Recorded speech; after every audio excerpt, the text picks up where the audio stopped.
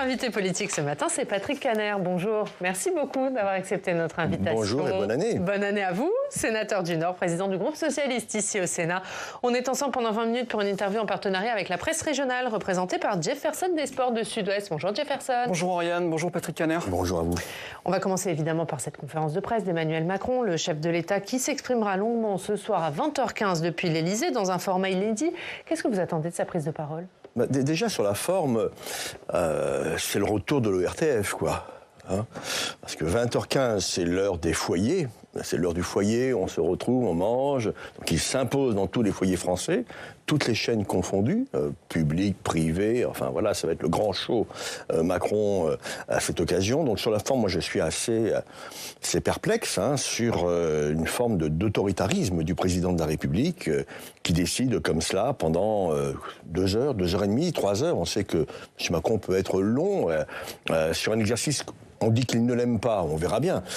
Mais ce que je sais, c'est que moi qui ai assisté à plusieurs conférences de presse de ce type avec François Hollande... C'est ce que j'allais vous dire, c'est exactement le format que s'employait, sauf que ce n'était pas la même heure, c'était un petit peu plus tôt dans l'après-midi. C'était l'après-midi, avec des reprises le soir par les télévisions, les radios, la presse écrite. Là, il s'impose.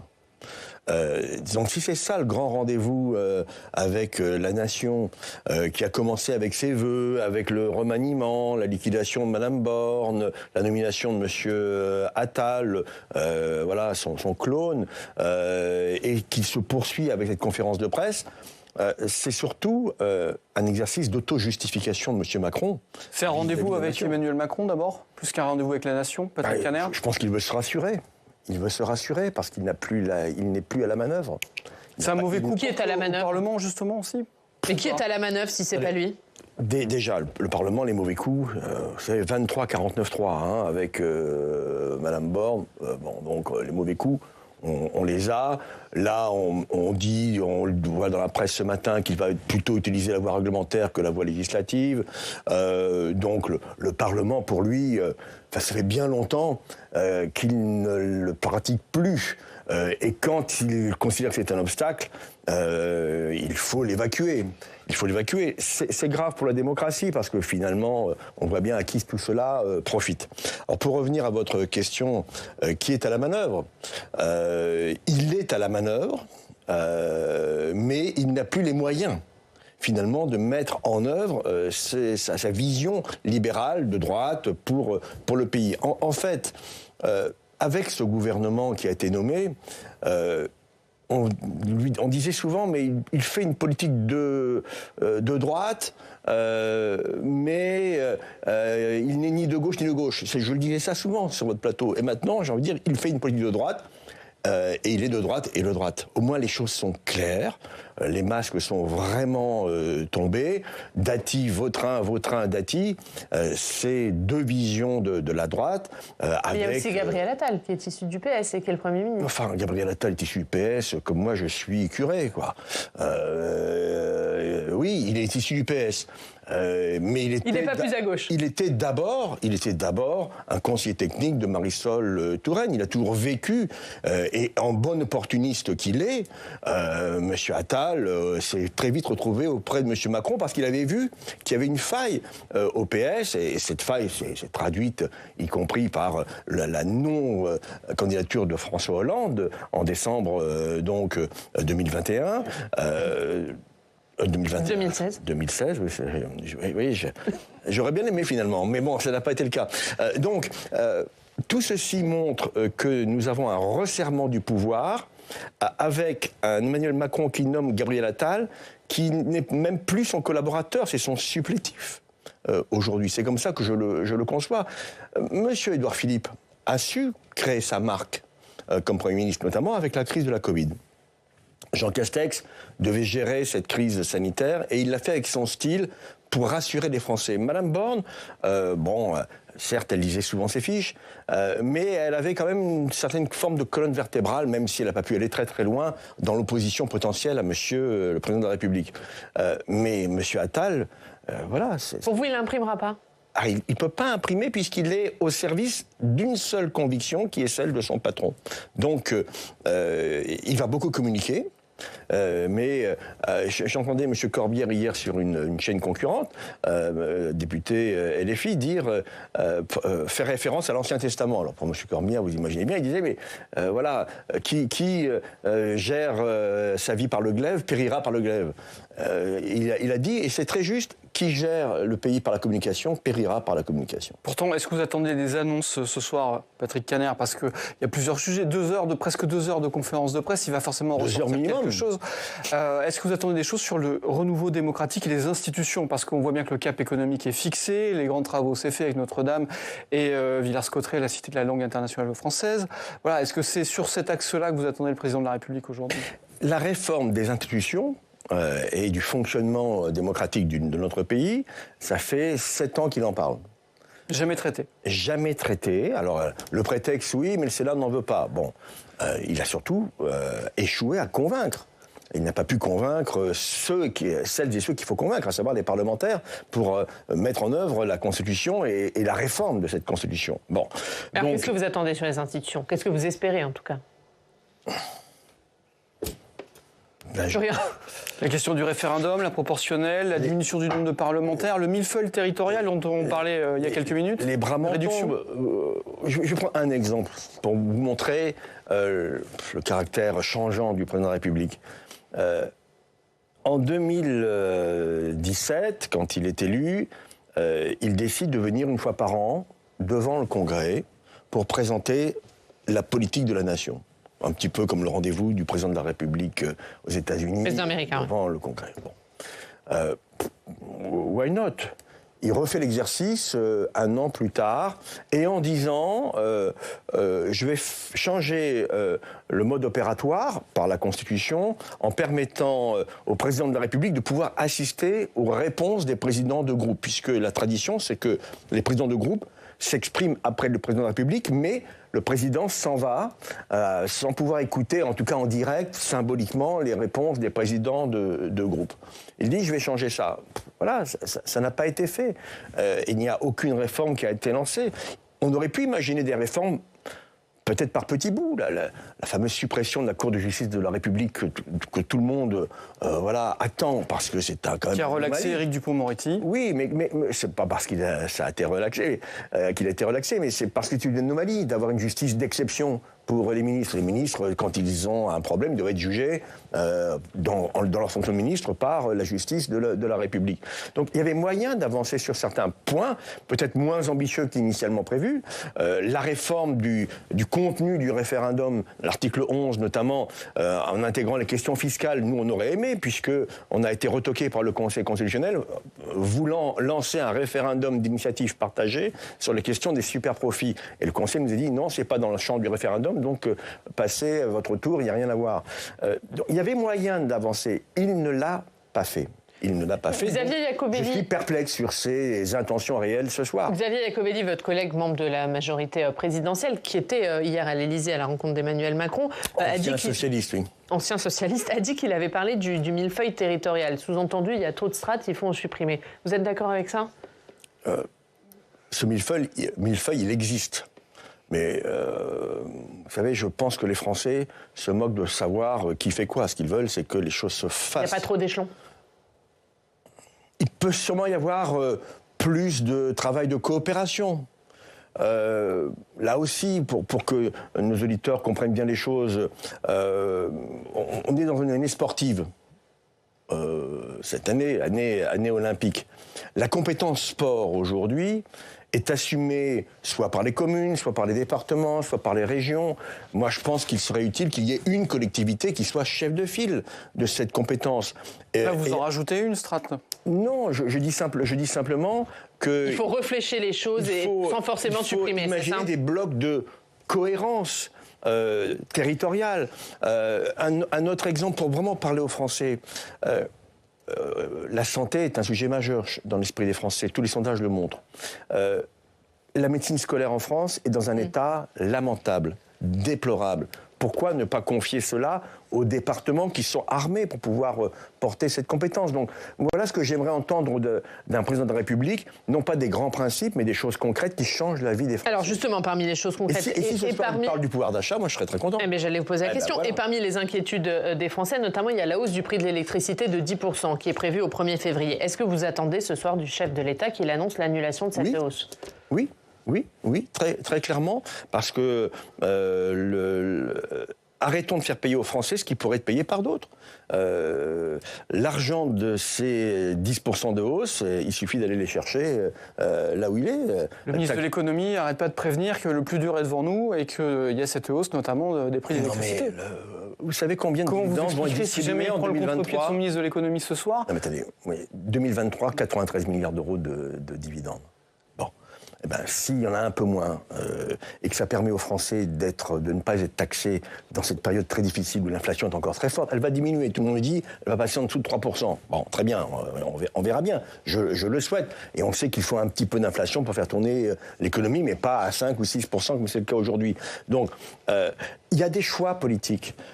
Allez, si on enlève un peu d'argent aux actionnaires de Total, je ne pense pas qu'ils souffriront énormément au regard de la réalité de leurs revenus, et ça permettra à des millions de Français de vivre mieux en n'étant pas taxés. Donc vous lui demandez de renoncer à cette hausse. Mais non seulement je le demande, mais s'il ne le prononçait pas ce soir, il confirmerait ce que je crains, il confirmerait l'engagement à droite et ce dogme du moins d'impôts qui est toujours présent dans les esprits, mais c'est le moins d'impôts pour ceux qui en payent.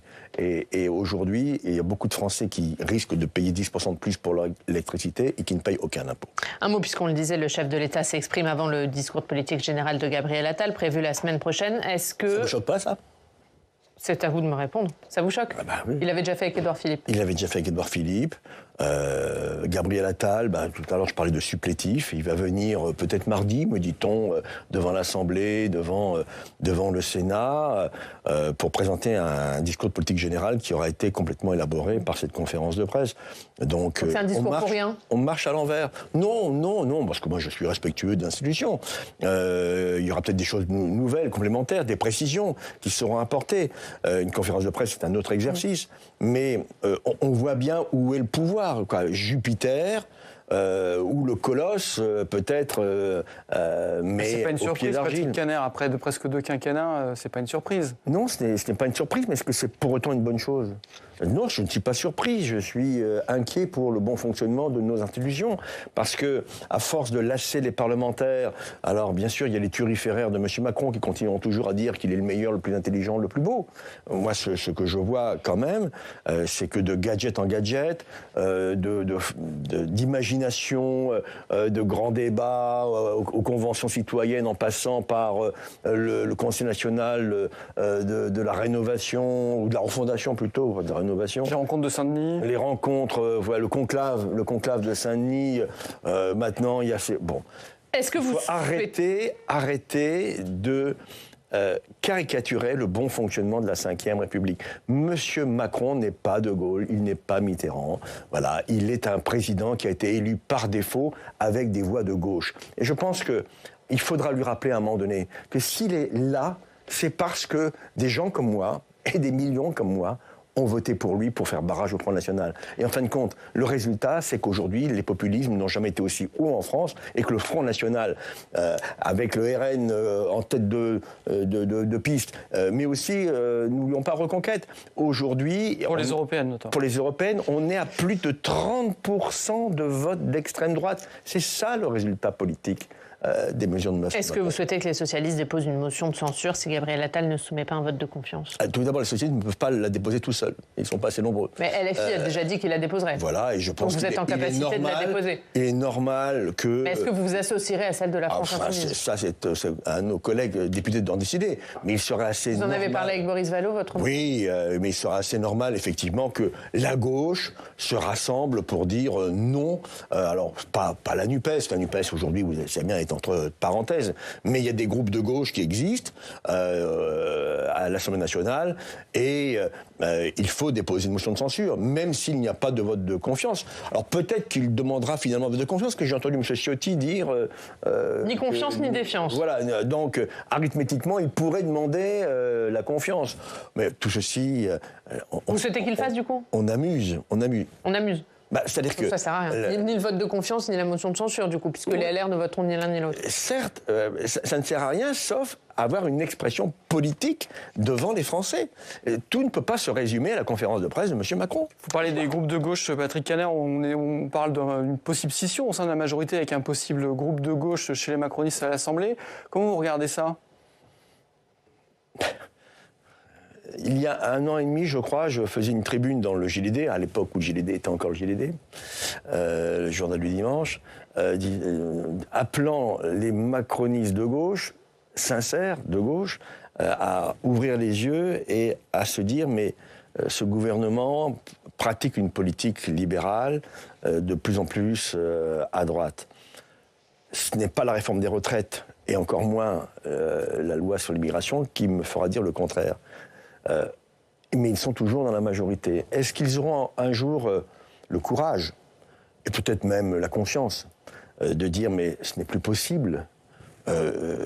Enfin, moi je serais macroniste de gauche, territoire de progrès. Il y avait un des leaders de territoire de progrès qui était à ma place il y a quelques minutes. Ancien socialiste, vous le rappeliez. Ancien socialiste et de l'aile gauche de mon groupe en plus, donc comme quoi tout est possible.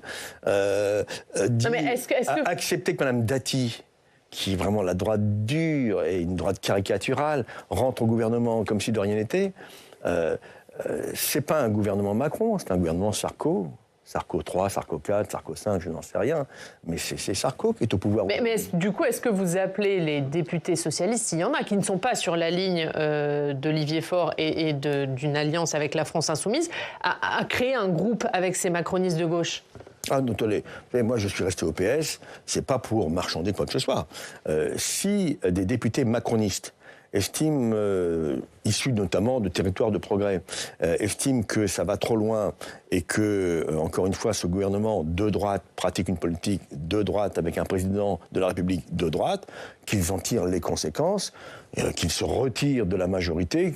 Est-ce qu'ils créent un groupe spécifique ou est-ce qu'ils rejoignent le groupe Lyotte, qui est un groupe intermédiaire, ou directement le groupe socialiste, ou voire les Verts, peu importe, j'ai envie de dire, ça c'est leur responsabilité. Mais est-ce que cette droitisation du gouvernement, c'est pas une bonne nouvelle pour le Parti socialiste ? Est-ce que c'est pas une occasion pour vous de renaître sur de nouvelles bases et de récupérer ces électeurs de gauche qui étaient partis chez Emmanuel Macron ? Si j'en lis les sondages pour les européennes, ça semble être une bonne nouvelle, puisque nous sommes sur le podium, avec Raphaël Glucksmann, à 9,5, 10%. Alors, c'est pas non plus des chiffres extraordinaires. Mais, c'est 2 fois plus que la dernière fois. Mais quand on vient de là où on vient aujourd'hui, on est content. Bon, très bien.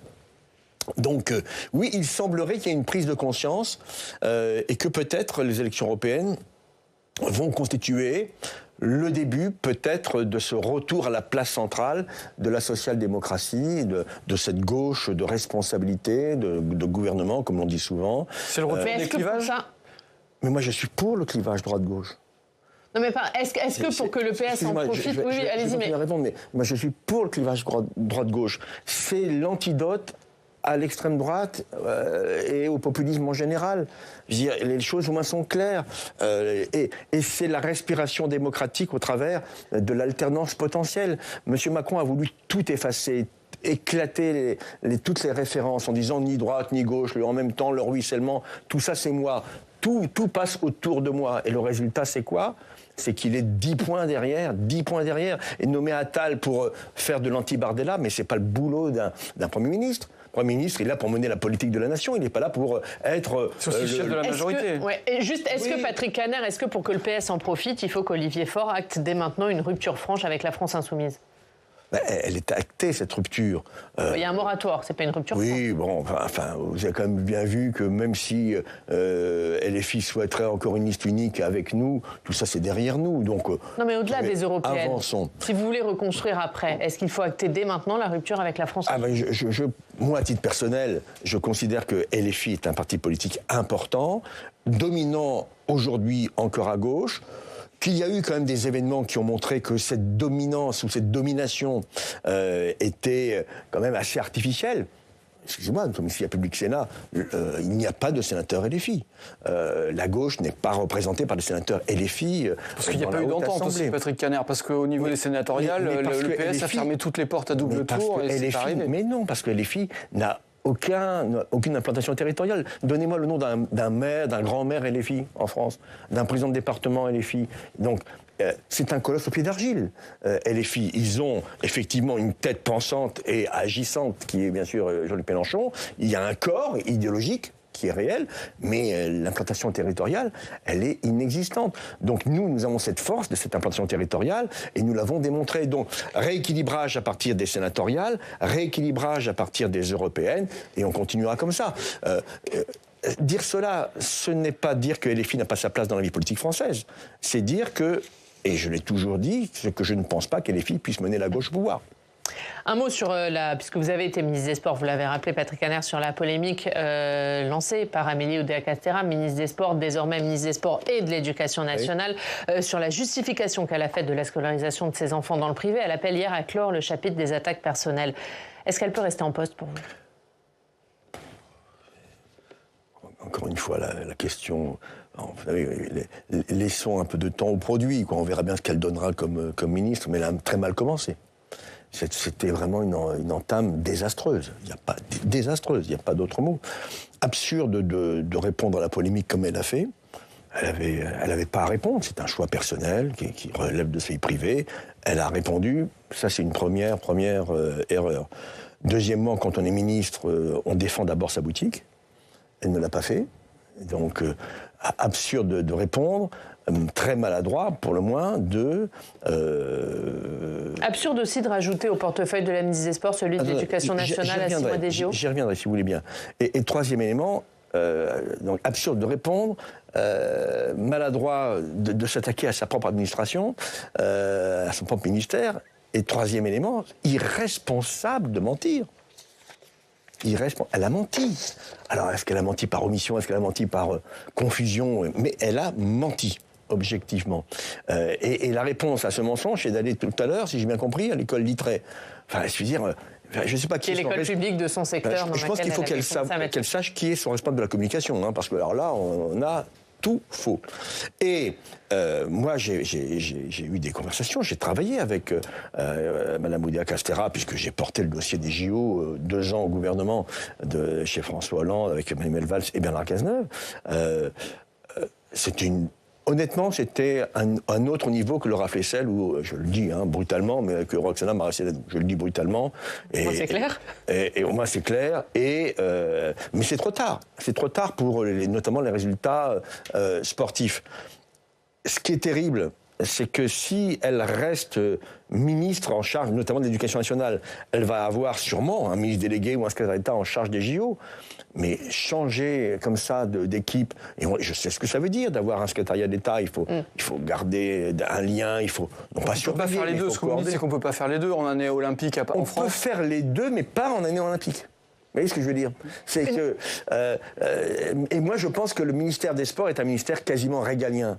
Et moi, je me suis toujours battu pour qu'il ne soit pas noyé dans le ministère de l'Éducation nationale. Donc je regrette cette décision avec une ministre qui manifestement n'était pas préparée à occuper une telle responsabilité. Merci Patrick Caner. Merci beaucoup d'avoir été notre invité ce matin. Merci Jefferson. Merci. La une de Sud-Ouest, c'est Parcoursup. Les clés pour être admis. Tout à fait. Pour tout savoir sur Parcoursup.